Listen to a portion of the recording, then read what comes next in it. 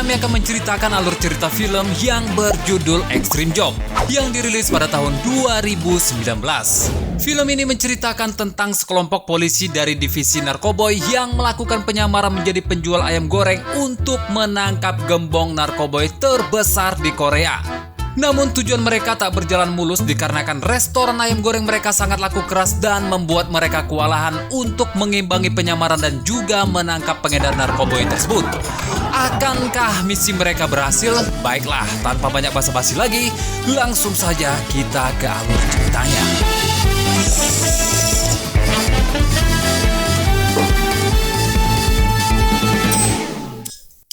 환기 좀 시켜라. 네 새끼 어디 아이가?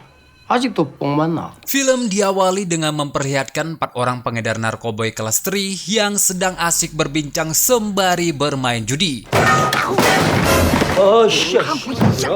Yang mana kemudian seorang polisi wanita bernama Detektif Jang datang dan mencoba masuk ke ruangan tersebut melalui jendela, namun aksinya itu gagal dan membuat salah satu di antara mereka kebingungan dan berkata untuk tidak perlu repot-repot mengambil resiko hanya untuk menangkap penjahat kelas seri seperti mereka. Tanpa banyak basa-basi, Detektif Jang pun memerintahkan kepada para penjahat tersebut untuk berkumpul di sudut ruangan, yang mana para penjahat tersebut langsung menuruti perintah dari Detektif Jang.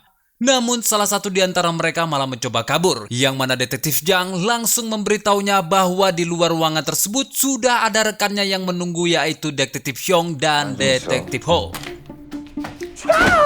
가만히 좀 있어. 일로 안 나와. Mendengar perkataan tersebut, ia pun mengurungkan niatnya untuk kabur dari pintu depan dan malah membuka jendela, yang mana di balik jendela tersebut terdapat Ketua Go yang juga telah menunggunya. Melihat Ketua Go yang bergelantungan tidak jelas di luar jendela, penjahat itu pun lantas memprotes aksi mereka yang terlihat sangat konyol dan justru memberitahukan bahwa seharusnya mereka melakukan aksi layaknya para polisi di film-film action. 점프해가지고 창문 와장창 깨고 수갑 딱 채우고 미란다 원칙 거리면서 읊고 저기랑 저 일행 아니야? Di tengah-tengah pembicaraan mereka, tiba-tiba saja penjahat itu melakukan aksi yang sangat epik untuk kabur dengan cara melompat keluar jendela. Sontak saja hal itu membuat Ketua Go bergegas mengejar penjahat tersebut, namun sayangnya Ketua Go malah terjatuh dikarenakan tali yang ia gunakan tak cukup kuat untuk menahan berat badannya. Singkat cerita, aksi kejar-kejaran pun terjadi dan ketika si penjahat melihat sebuah mobil, ia pun langsung merampas mobil tersebut layaknya aksi yang sering kita lakukan saat bermain GTA. Namun aksinya tersebut tak berjalan mulus, yang mana wanita pengendara mobil malah melawan dan membuat si penjahat tak berkutik. Aksi kejar-kejaran pun berlanjut dan disitulah kita diperlihatkan dengan kemunculan seorang detektif lain yang bernama Detektif Ma. Dengan wajah tersenyum tanpa dosa, ia melirik ke arah rekan-rekannya sambil mengemudikan sepeda motor, dan dengan kemunculannya yang sangat epik itu, ia berhasil menangkap si penjahat tersebut. Namun saat hendak memborgol penjahat tersebut, ternyata Detektif Ma lupa membawa borgolnya, dan karena lengah, penjahat itu pun malah menyetrum Detektif Ma dan berhasil melarikan diri lagi. Namun sungguh sial memang nasib penjahat tersebut, yang mana saat ia berlari tiba-tiba saja datang sebuah bus yang kemudian menabraknya hingga akhirnya tabrakan beruntun pun terjadi di sana.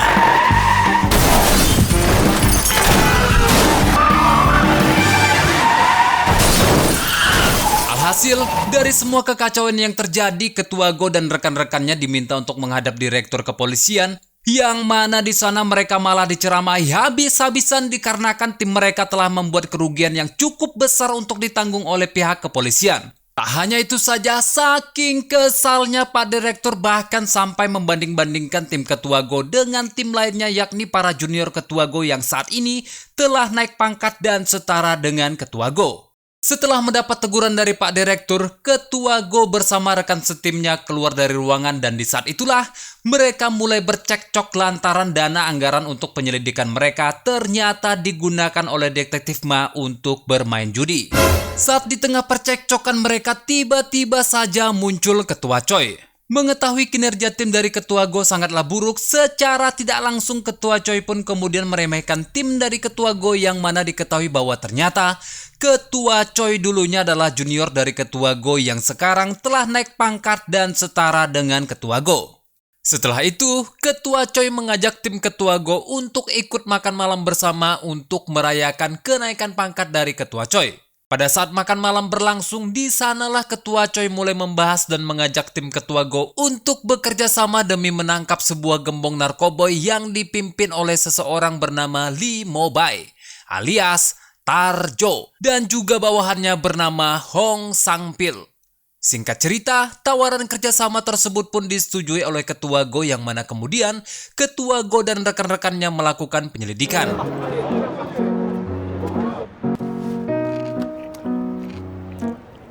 Sementara Detektif Ma mengintai dari atap gedung, namun sialnya aksi Detektif Ma tersebut justru malah mendapat tuduhan tak senonoh dari seorang ibu-ibu yang mengira bahwa Detektif Ma adalah orang mesum yang senang mengintip ibu-ibu. Atas kejadian tersebut, mereka pun kemudian harus berurusan dengan polisi setempat. Saat sedang beradu argumen itulah, kemudian terlihat Hong Sang-pil dan anggotanya lewat di depan mereka untuk kemudian memasuki sebuah gedung tepat di sebelah rumah ibu-ibu yang melaporkan mereka. Karena tak ingin misi mereka gagal, Ketua Go dan anggota timnya pun masuk ke dalam mobil polisi dan langsung menunjukkan kartu identitas mereka yang mana mereka juga adalah anggota polisi. Keesokan harinya, mereka pun kembali melakukan pengintaian di dalam sebuah restoran ayam goreng tepat di seberang gedung yang Hong Sang-pil masuki semalam. Setelah beberapa hari mengintai gedung tersebut dan tak mendapatkan hasil, mereka pun hampir putus asa dan malah menimbulkan perdebatan di antara mereka.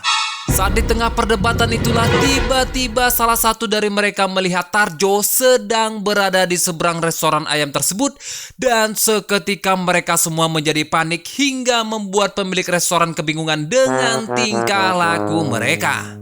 너 저거 잘생겼냐? 저 새끼 저거 쌍판 갈아엎었네 조금. 다 뭐야?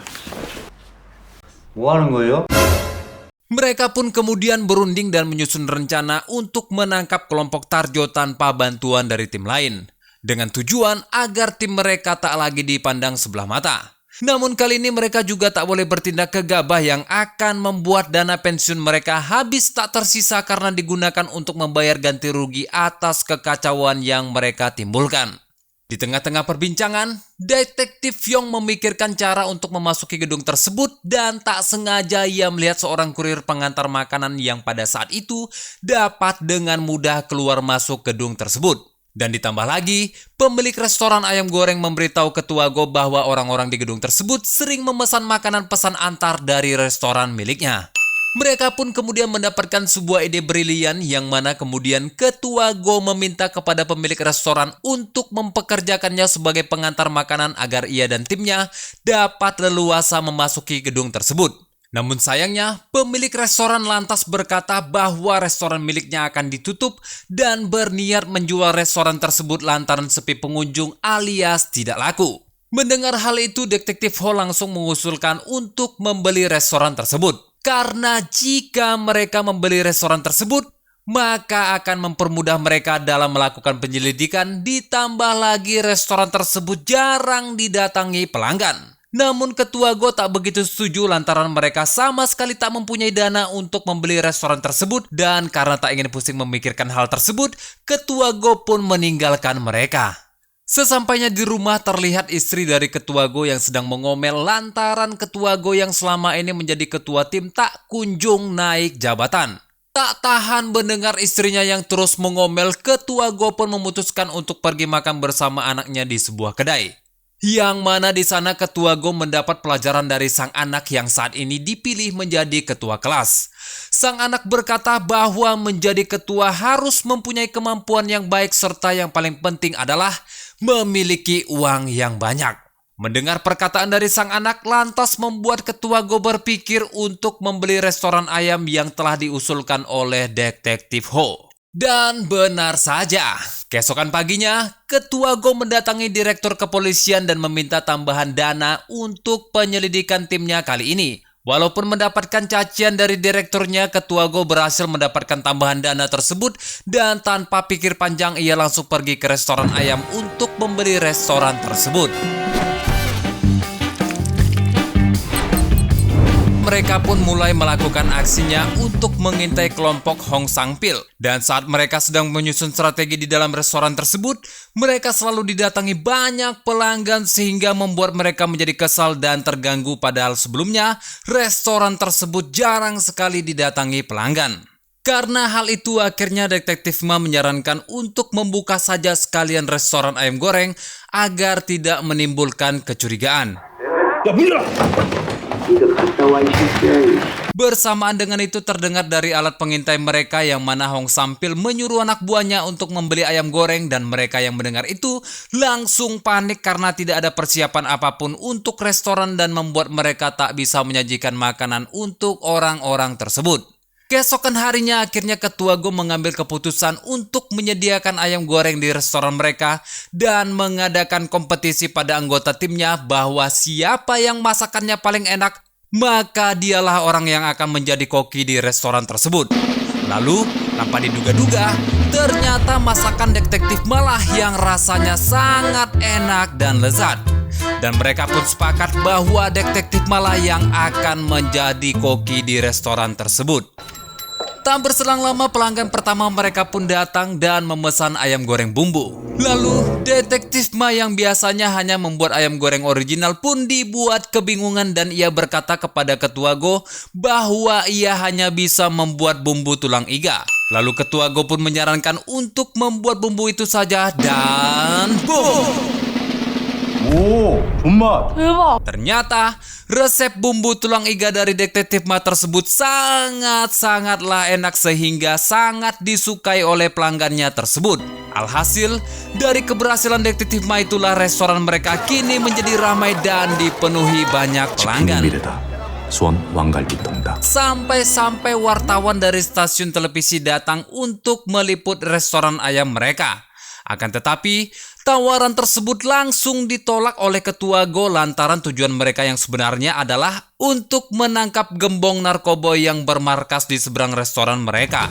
Hingga pada suatu hari, Detektif Yong yang bertugas mengintai dari dalam mobil ternyata melihat pergerakan dari Tarjo dan kemudian menginformasikan kepada rekan-rekan timnya. Namun karena keadaan restoran yang sangat ramai, informasi tersebut pun tak direspon oleh rekan satu timnya. Dan pada akhirnya Detektif Yong pun memutuskan untuk melakukan pengejaran seorang diri. Namun pengejaran tersebut tak membuahkan hasil. Setelah kembali ke restoran dan marah kepada rekan setimnya, ia pun mengungkapkan bahwa ia merasa bekerja sendirian. Akan tetapi, rekan setimnya juga merasakan kekecewaan yang sama lantaran mereka juga telah bekerja keras di restoran. 왜 최선을 다하는데? 아니 범인 잡으려고 치킨집 하는 겁니까? 아니면 치킨집 하려고 범인을 잡는 겁니까? 왜 자꾸 장사가 잘 되는데?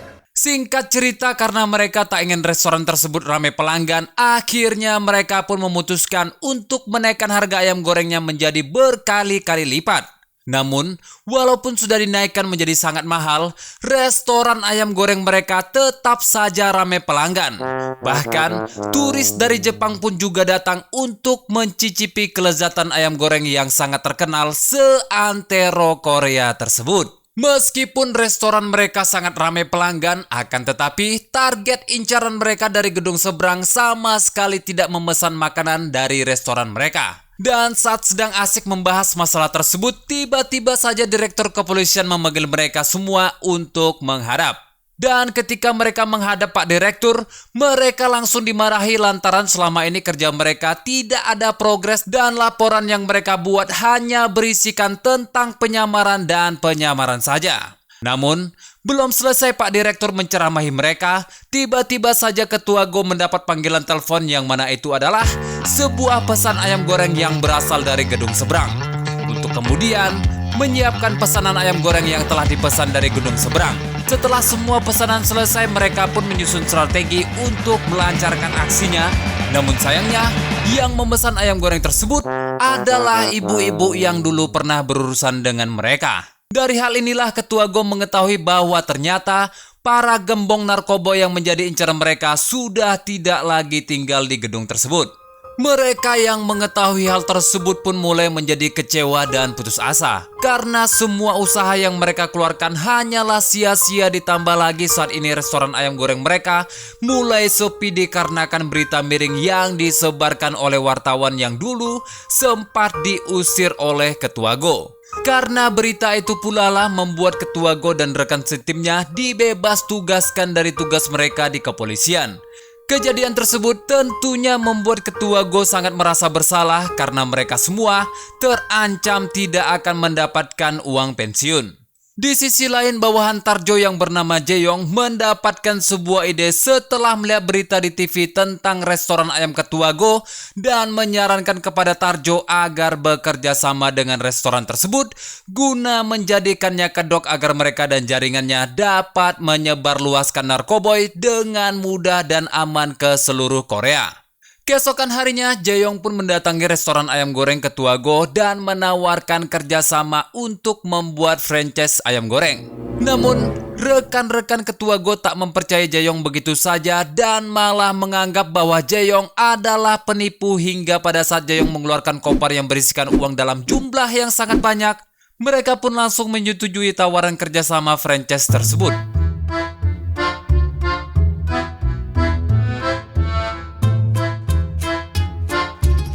Cabang ayam goreng Ketua Go pun akhirnya tersebar luas di seluruh Korea. Dan kelompok Tarjo pun akhirnya dapat mendistribusikan narkoboy buatan mereka ke seluruh cabang restoran yang mana ternyata pegawai di setiap cabang ayam goreng adalah anak buah dari Tarjo. Dan tim Ketua Go tak mengetahui hal tersebut. Di sisi lain, Tarjo dan kelompoknya menemui seseorang yang juga merupakan bandar narkoboy di Korea.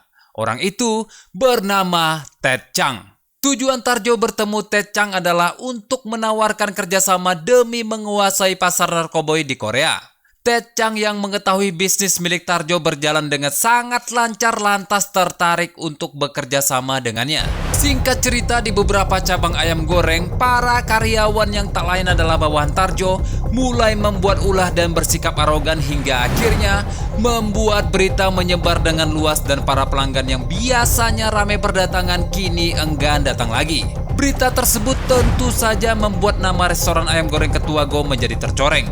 Hingga pada akhirnya, Ketua Go pun mendatangi Jaeyong dan meminta penjelasan mengenai para pegawai yang direkrut tersebut. Namun, Jaeyong dapat menutupi itu semua dan membuat Ketua Go tak mencurigainya. Ketua Go kemudian meminta anggota timnya untuk berkumpul dan membahas permasalahan tersebut. Saat dilakukan penyelidikan, mereka baru mengetahui bahwa penjualan ayam goreng mereka lebih banyak pesan antar daripada yang membeli langsung di restoran. Tentu saja hal itu menimbulkan kecurigaan tersendiri bagi tim Ketua Go, yang mana kemudian mereka pun memutuskan untuk menyelidiki hal itu lebih lanjut dan ternyata pelanggan ayam goreng mereka adalah para pecandu narkoboy. Di sisi lain, detektif Ma mendatangi langsung restoran cabang guna melakukan penyamaran dan penyelidikan. Namun karena sifat teledor dan gegabahnya, ia justru malah ketahuan dan dihajar oleh anak buah Tarjo, lalu dibawa ke markas mereka. Dan di sanalah akhirnya Tarjo mengetahui bahwa detektif Ma adalah seorang polisi. Hingga akhirnya detektif Ma pun dibawa ke suatu tempat dan disekap di sana. Keesokan harinya tim Ketua Go berkumpul di restoran untuk membahas hasil dari penyelidikan mereka yang mana diketahui bahwa setiap restoran cabang adalah pemasok narkoboy. Detektif Yong menyarankan untuk melaporkan hal tersebut ke atasan. Namun di sini, Ketua Go bersikeras untuk menangkap para pengedar tersebut dengan tangannya sendiri. Dan langkah pertama yang mereka ambil adalah untuk menangkap Jaeyong lebih dulu. Namun saat mereka mendatangi kantor Jaeyong, ternyata kantor tersebut sudah tidak ada orang sama sekali. Dan di saat itu pula, Detektif Jang mendapatkan video call dari Detektif Ma, yang mana ketika panggilan itu diangkat, ternyata Detektif Ma telah disekap di suatu tempat dan dengan seketika Detektif Jang pun langsung melacak lokasi Detektif Ma melalui aplikasi kencan yang ia tanam di ponsel Detektif Ma. Sementara itu di sisi lain, terlihat sang Pil yang baru saja tiba di rumah untuk mengambil uang disergap oleh tim ketua Choi, yang mana kemudian baku hantam pun terjadi di sana dan dengan sangat mudah tim ketua Choi dikalahkan oleh anak buah sang Pil. Namun sungguh sial memang nasib sang Pil dan anak buahnya ketika mereka meninggalkan lokasi tersebut.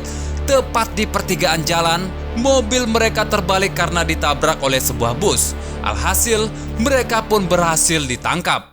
Sementara itu Detektif Ma yang tengah disandra mencoba untuk melepaskan tali ikatan tangannya, dan ketika ia berhasil melepas ikatan tersebut, ia pun langsung menghajar para kroco yang telah menyekapnya tersebut.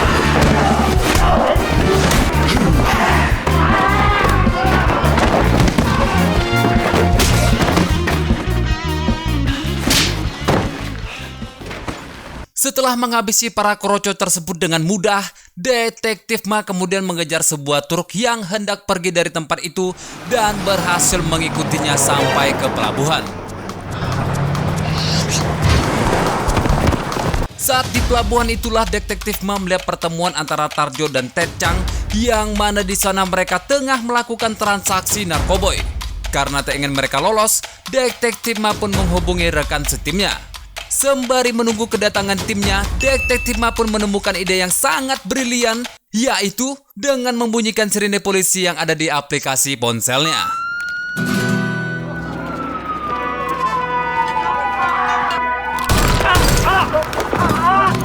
Suara sirine polisi tersebut tentu saja membuat mereka panik dan tak mempercayai satu sama lain.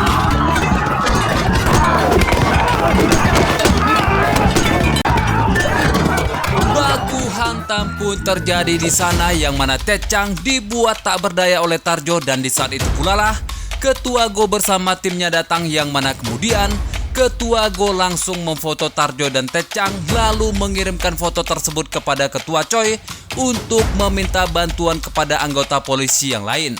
Tarjo yang melihat tim Ketua Go yang hanya berjumlah 5 orang saja lantas meremehkan kekuatan dari Ketua Go dan juga anggota timnya, yang mana kemudian adu mekanik antara mereka pun tak terelakkan lagi. 영호는 UDT 특전사 출신 박이 아니라 장박으로 불렸던 여자다.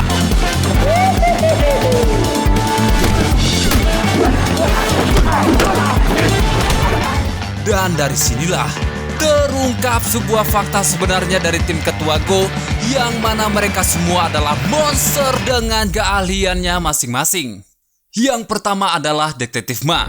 Walaupun sangat konyol, ia dulunya adalah mantan atlet judo tingkat nasional.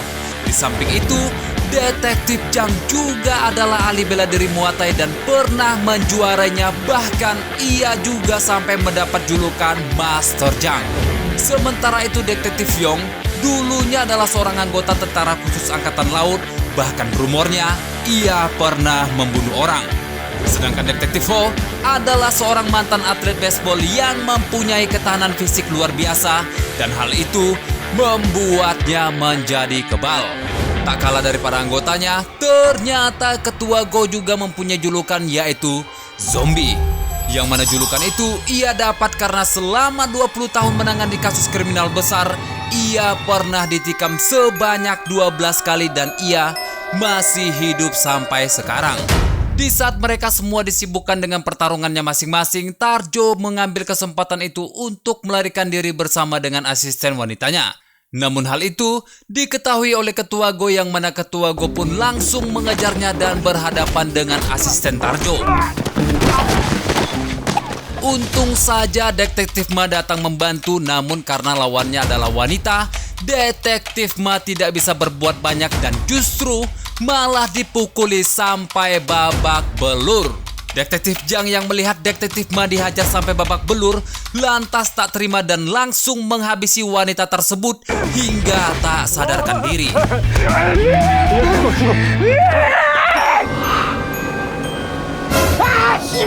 Sementara itu Tarjo yang berhasil kabur dan tengah mengemudikan kapal dibuat terkejut melihat kedatangan Ketua Go yang tepat berada di hadapannya. Hingga akhirnya mereka berdua pun beradu kekuatan dengan sangat sengit.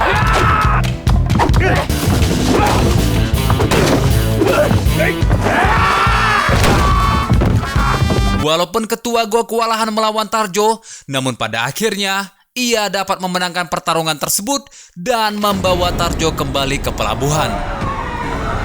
Akhirnya tim Ketua Choi dan juga rombongan dari kepolisian telah sampai di lokasi kejadian dan mereka semua dibuat terkejut melihat semua para penjahat berhasil dilumpuhkan.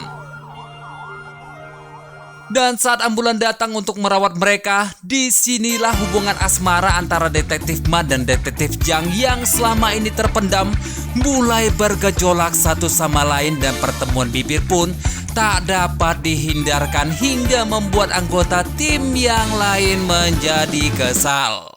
Singkat cerita, tim Ketua Go pun mendapatkan penghargaan sekaligus kenaikan pangkat atas keberhasilan mereka menangkap gembong narkoboy terbesar di Korea. Dan film pun berakhir. Ending yang sangat mengayam gorengkan.